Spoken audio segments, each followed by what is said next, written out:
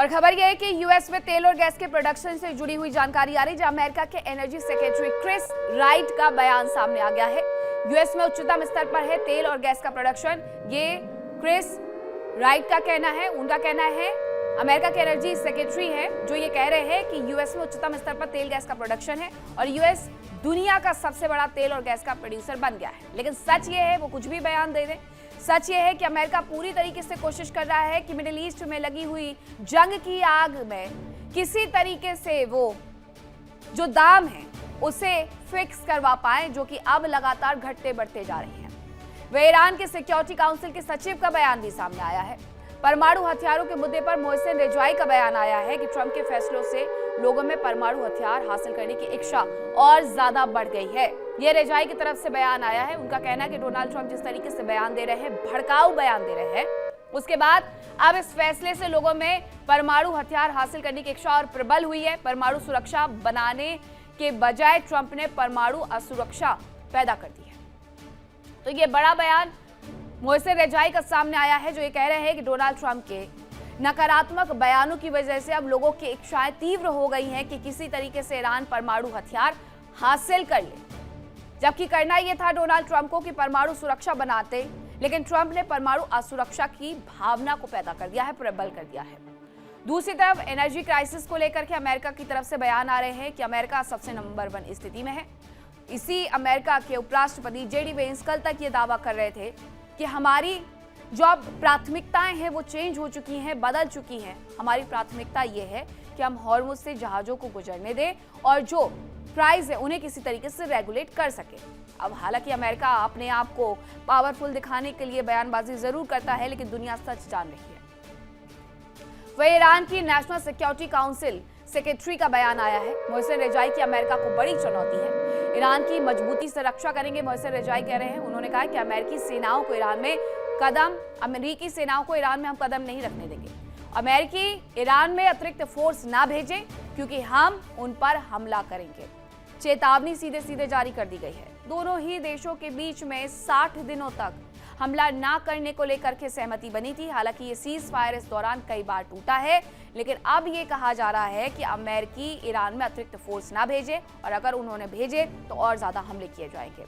ये मोहसिन रेजाई का बयान था। वहीं ट्रंप के आर्थिक युद्ध वाले बयान पर भी ईरान ने दो टूक कह दिया है कि अमेरिका का आर्थिक अटैक वाला शिगुफा फुस है। अमेरिका की आर्थिक हमले वाली फिल्म पुरानी है। ईरान ने आर्थिक प्रतिबंध की फिल्म पहले ही देखी है। पाबंदियां विफल रही हैं और आर्थिक युद्ध भी फेल होगा। ट्रंप की धमकी और धौस हॉर्मुज की लहरों में बह गए हैं। ईरान के विदेश मंत्री अब्बास अराक्ची ने खिल्ली भी उड़ा दी है। ये बड़ी जानकारी आ रही है। ईरान के विदेश मंत्री अब्बास अराक्ची सीधे सीधे ये कह रहे हैं कि जो ईरान को ये अमेरिका की तरफ से धमकियां आ रही हैं कि पाबंदियां और बढ़ा दी जाएंगी, हमें उससे कोई फर्क नहीं पड़ता, क्योंकि हम पिछले कई सालों से, कई दशकों से इन पाबंदियों को झेलते आ रहे हैं। एक और पाबंदी हमारा कुछ नहीं बिगाड़ सकती है। सीधे तौर पर उन्होंने इसका मजाक उड़ा दिया है। ईरान के हर नेता का यही बयान आ रहा है कि अमेरिका की तरफ से लगाए जाने वाले नए सैंक्शन से उन्हें कोई फर्क नहीं पड़ता, क्योंकि एक लंबे वक्त से वो सैंक्शन का शिकार है। खाड़ी जंग के बीच में ईरान की शक्ति और ज्यादा प्रचंड हो गई है। ईरान ने 1 साल में हथियार उत्पादन 2 गुना कर दिया, स्पीड को बढ़ा दिया है। डिफेंस प्रोडक्शन में भी ईरान ने जबरदस्त इजाफा कर लिया है। ये सब कुछ तब जब हमले उस पर हुए। हमलों के बावजूद हथियार उत्पादन में एक बड़ा उछाल देखने को मिलता है ईरान के भीतर। जंग में अमेरिका इजराइल का मिशन विफल रहा है और ईरान की ताकत घटने के बजाय और ज्यादा बढ़ते चली गई है। ईरान के रक्षा मंत्रालय के प्रवक्ता इस्माइल बघाई की हुंकार भी देखने को मिली है। वो सीधे ये कह रहे हैं कि ईरान की ताकत घटी नहीं है बल्कि और ज्यादा बढ़ गई है। जंग में अमेरिका इजराइल का मिशन पूरी तरीके से फेल साबित हो गया है। हमलों के बावजूद हमने हथियार उत्पादन में एक बड़ा उछाल हासिल कर लिया है और ईरान ने, सच यही है कि ईरान ने 1 साल में हथियार उत्पादन अपना 2 गुना किया है और डिफेंस प्रोडक्शन में भी ईरान ने जबरदस्त इजाफा कर लिया है। इसी वजह से वो अभी भी जंग में टिके हुए नजर आते हैं। अमेरिका को लेकर के रिपोर्ट्स में दावे किए जाते हैं, उन्हीं की मीडिया की रिपोर्ट्स में, कि उनके पास हथियार कम पड़ गए हैं। और ईरान को लेकर के पश्चिमी मीडिया ये दावा करता है कि उनकी अभी भी क्षमता बहुत ज्यादा है। अमेरिका ने ईरान के खिलाफ युद्ध तो शुरू कर दिया, लेकिन इसे खत्म करना ट्रंप के लिए एक बड़ा सिरदर्द बनते जा रहा है।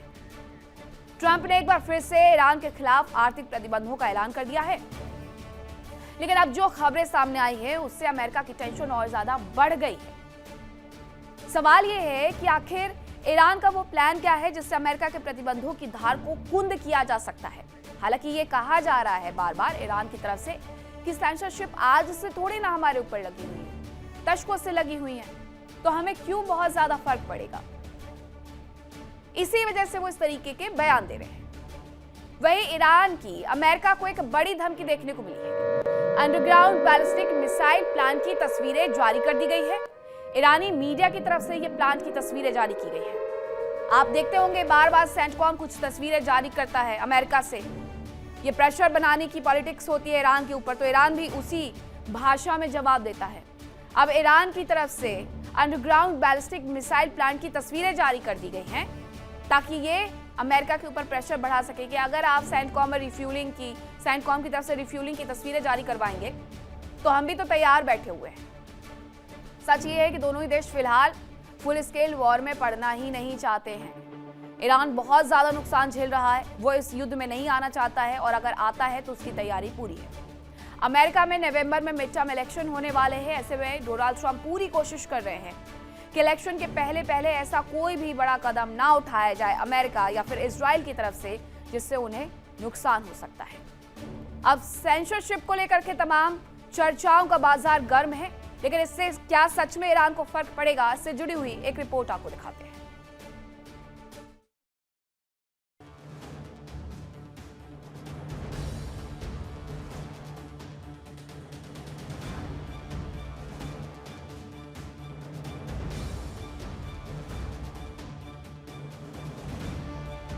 अमेरिका और इजराइल ने ईरान के खिलाफ जंग को जितना आसान समझा था वो वास्तव में उतनी आसान नहीं रही। अमेरिका के हर हथियार और हर वार का ईरान ने जबरदस्त और कभी कभी उससे कहीं ज्यादा भीषण तरीके से जवाब दिया।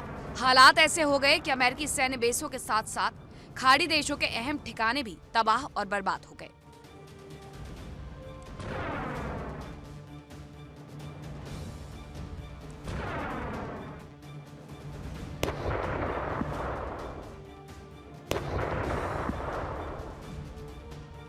जंग के दौरान सबसे अहम मुद्दा बनकर उभरा हॉर्मुज स्ट्रेट, वो समुद्री रास्ता जहां से होकर दुनिया को करीब 20% तेल और गैस की सप्लाई होती है। जंग के पहले अंदाजा लगाया जा रहा था कि हॉर्मुज पर शिकंजा कसकर ईरान दुनिया को टेंशन देगा और जंग के दौरान ईरान ने ठीक वैसा ही किया।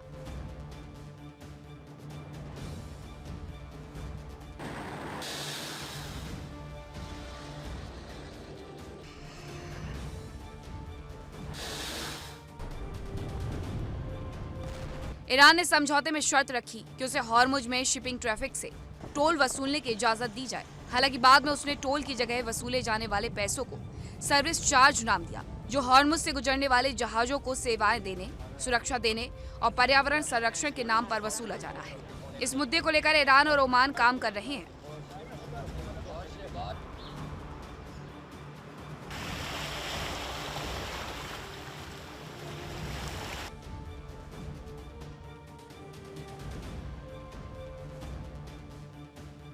हालांकि अमेरिका हमेशा से ही शिपिंग ट्रैफिक से पैसे वसूलने के खिलाफ रहा है। ट्रंप ने ऐलान किया है कि हॉर्मुज खुला हुआ है, उस पर अमेरिका का कब्जा। ट्रंप ने एक मैप भी सोशल मीडिया पर साझा किया जिसमें हॉर्मुज स्ट्रेट के साथ ही ईरान, ओमान और यूएई के कुछ हिस्सों को अपना हिस्सा दिखाया गया।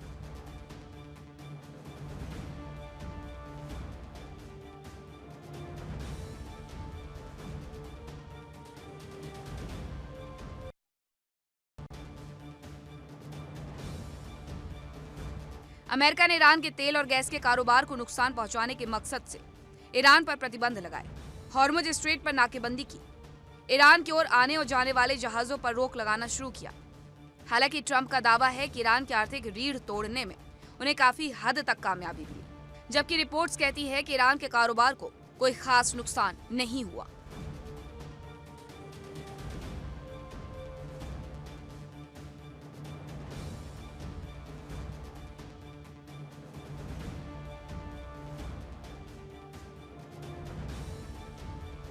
ईरान ने हॉर्मुज से गुजरने वाले जहाजों के लिए आदेश जारी किए और नहीं मानने वाले जहाजों पर हमले शुरू किए। हालांकि अमेरिका ने हॉर्मुज में जहाजों पर हमले के विरोध में ईरान पर जबरदस्त अटैक किए। अमेरिकी सेना ने हॉर्मुज स्ट्रेट के आसपास स्थित ईरान के सैन्य ठिकानों, रडार स्टेशन और निगरानी केंद्रों पर अटैक किया। दावा भी हमलों की वजह से ईरान की हॉर्मुज में निगरानी क्षमता काफी कम हो गई है।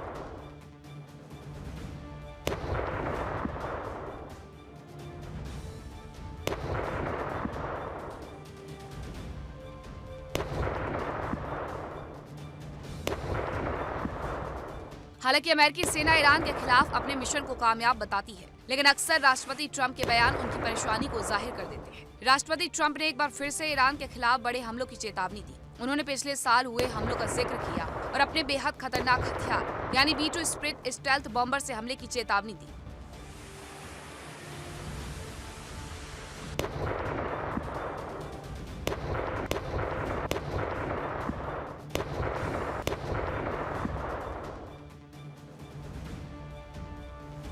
अमेरिका ने एक बार फिर ईरान के खिलाफ आर्थिक प्रतिबंध लगाए, लेकिन जानकारी है कि मुस्तफा ने अमेरिका के प्लान को फेल करने की पूरी योजना बना ली। दावा किया जा रहा है कि मुस्तफा नवंबर 2026 तक संघर्ष जारी रखना चाहते हैं ताकि डोनाल्ड ट्रंप को आर्थिक फ्रंट पर फंसाया जा सके। इस दौरान उनकी कोशिश हॉर्मुज के सभी अल्टरनेटिव रूट्स को ब्लॉक करना होगा।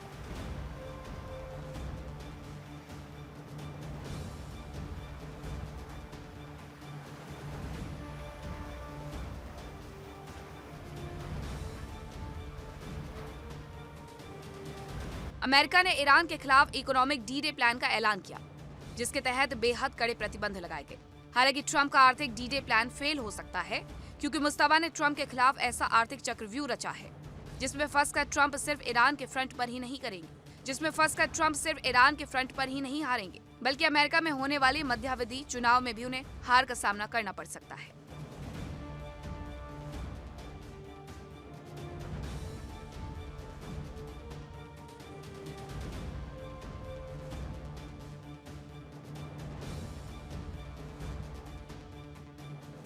ट्रंप हर मंच से यह ऐलान कर रहे हैं कि हॉर्मुज अब अमेरिका का क्षेत्र है, लेकिन वास्तव में वो ईरान से जंग के दौरान खड़े हुए उस रडार को छिपाने का प्रयास करते हैं जिसमें उनके वोटर्स छिटक सकते हैं। यानी अमेरिका की सत्ता पर राष्ट्रपति ट्रंप की पकड़ कमजोर हो सकती है और नवंबर में होने वाले मध्यावधि चुनाव में उन्हें हार का सामना भी करना पड़ सकता है।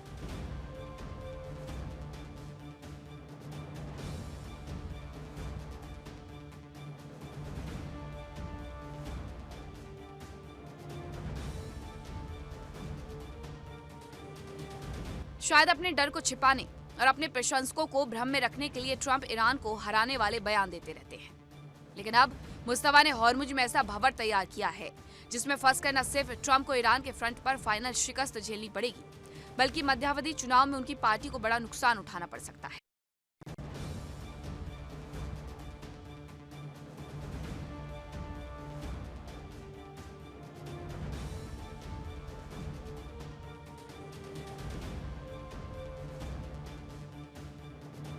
दावा है कि मुस्तफा नवंबर 2026 तक संघर्ष जारी रखना चाहते हैं ताकि डोनाल्ड ट्रंप को आर्थिक फ्रंट पर फंसाया जा सके। इस दौरान उनकी कोशिश हॉर्मुज के सभी अल्टरनेटिव रास्ते रूट्स को ब्लॉक करना होगा ताकि खाड़ी से तेल की सप्लाई शून्य पर आ जाए, और अगर ईरान इसमें कामयाब हुआ तो अमेरिका समेत दुनिया भर में तेल के दाम रिकॉर्ड स्तर पर पहुंच सकते हैं। कच्चे तेल की सप्लाई बंद हुई तो पेट्रोल की कीमतें बढ़ेंगी, और अगर तेल की कीमतें बढ़ी तो महंगाई दर आसमान छूने लगेगी।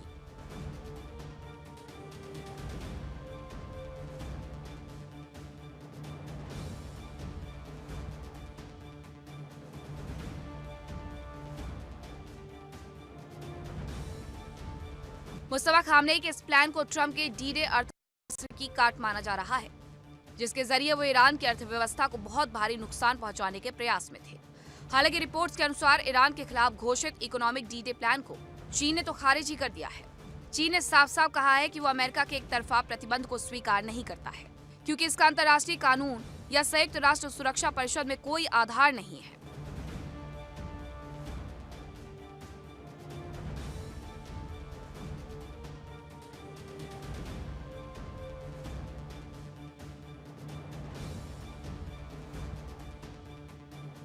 बताया जा रहा है कि यूरोपीय संघ ने ईरान पर नए प्रतिबंधों की घोषणा की थी। हालांकि जॉर्जिया ने EU के नए प्रतिबंधों को स्वीकार करने से इनकार कर दिया है। जॉर्जिया ने माना है कि नए प्रतिबंध उसके राष्ट्रीय हित में नहीं है।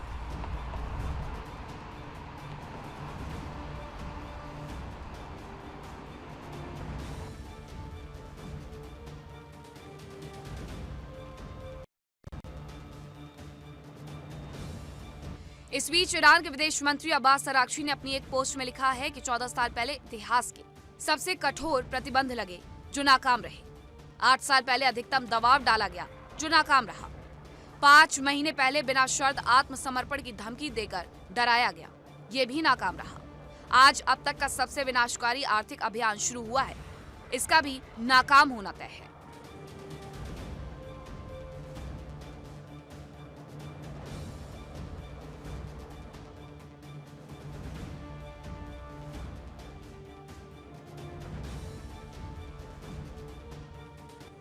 अराक्ची का ये पोस्ट बताता है कि प्रतिबंध ईरान के लिए कोई नई बात नहीं है, वो पहले भी उन्हें झेल चुका है और ट्रंप के नए प्रतिबंधों से उसे कोई फर्क नहीं पड़ता। वो अमेरिका की कोई शर्त मानने वाला नहीं है।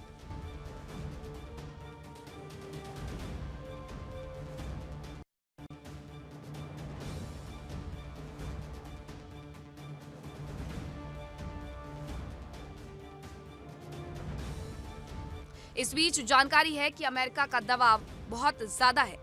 अमेरिका के ऊर्जा सचिव के अनुसार अमेरिका में तेल और गैस का प्रोडक्शन अब तक के सबसे ऊंचे स्तर पर पहुंच चुका है।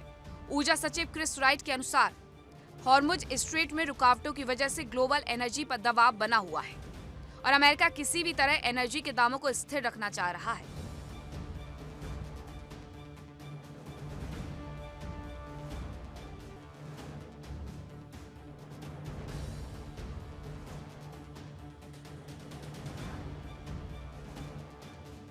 राइट ने एक पोस्ट में कहा कि अमेरिकी तेल और गैस वर्कर्स ने प्रोडक्शन को अब तक के सबसे ऊंचे लेवल पर पहुंचा दिया है, जिससे यूएस दुनिया का सबसे बड़ा तेल और नेचुरल गैस प्रोड्यूसर बन गया है।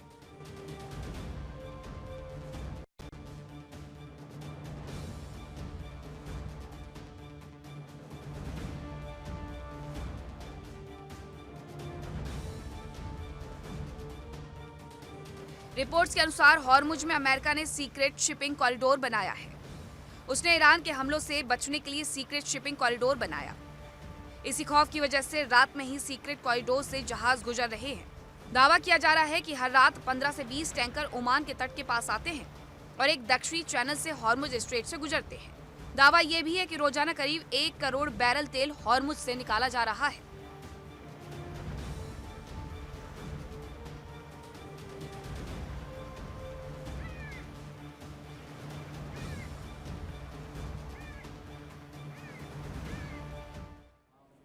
देखिए इंडिया डेली 24/7 अब आपके स्मार्ट टीवी पर। इंडिया डेली मौजूद है सभी डिजिटल प्लेटफॉर्म पर लाइव और लगातार।